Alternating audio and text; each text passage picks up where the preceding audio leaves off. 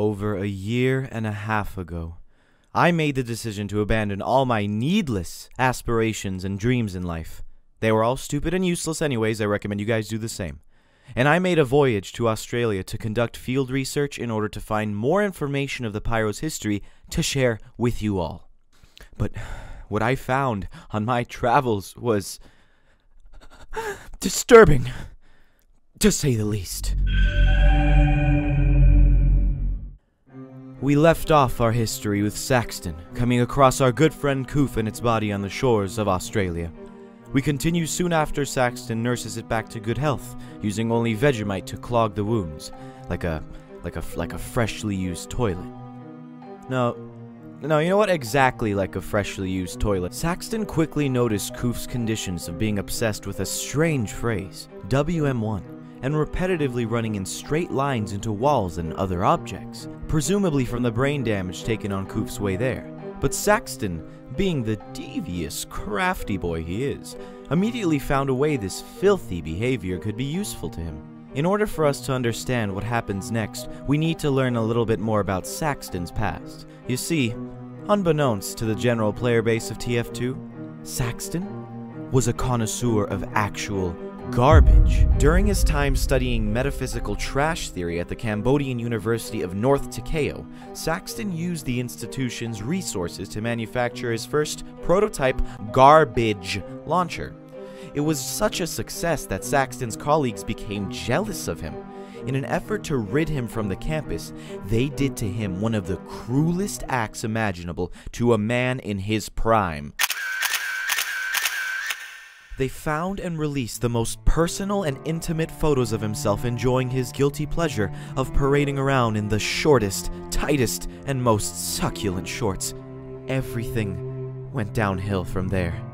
Cambodia, being well known for its strict policy against short shorts ever since the Thai civil rights movement, took the action of exiling Saxton to Australia, but it is here that he beckons the now healed Koof to use the prototype that he brought with him in return for saving its life, to put to use that insatiable and unending need to walk forward. Koof agreed, and for many years spread Saxton's smelly influence to the people and land that met with it. All the while, Saxton was hard at work on a stronger, more effective device that used heat to concentrate pure and utter garbage into rapid-firing gaseous orange clouds. This device allowed the dispensing of almost 10 times more garbage than the prototype. If you look closely, you can actually see this process in-game. Truly eye-opening. The clouds also had the ability to defy all manner of physics and continue to not work as intended even after an overhaul update.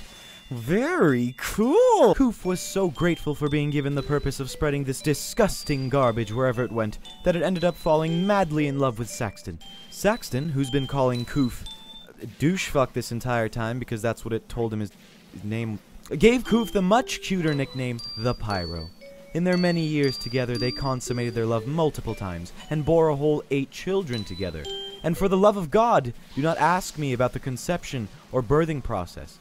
It involves something called a D-section, but that's all I'm gonna say. The 8 boys grew up working in the family as tough, gun-tooting bodyguards for S&P Garbage Dispersing Company. For a while, all was well, until the Pyro's unending obsession with the phrase WM1 became more distinct and distracting. The Pyro remembered that it had something to do with where it came from, how it got here, and why. Then, it all came back. That fateful day on the ship ride to Madagascar, the Pyro still mistakenly blamed its foster parents for what happened and couldn't stand the idea of something similar happening to its own children. As a worried and mentally unstable parent, the Pyro did the one thing it thought was right.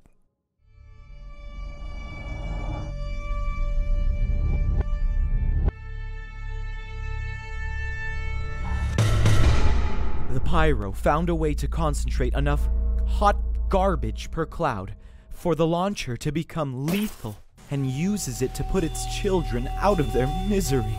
When you play as these brothers working together on the battlefield, it is canonically in an effort to stop the Pyro's onslaught of fucking trash. The brothers that decide to help the Pyro kill those who fight back do so in hopes that the Pyro will slay them last. Saxton doesn't care. Like, he really doesn't. I mean, he just kind of, yeah, he doesn't care.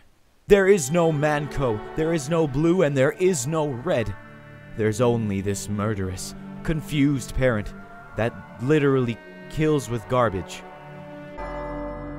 A truly sad history that encompasses the reality in TF2. But I'm not done.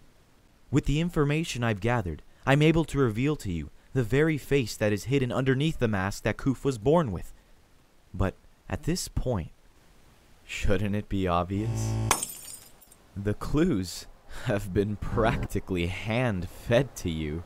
I mean, this is something that could have been realized before this video even came out. Oh, you filthy, flabby, floundering fools! Of course the Pyro is my closet pimp. Oh, don't tell me you didn't see the clearly labeled standard issue Pyro suit undergarments that he was wearing the entire time.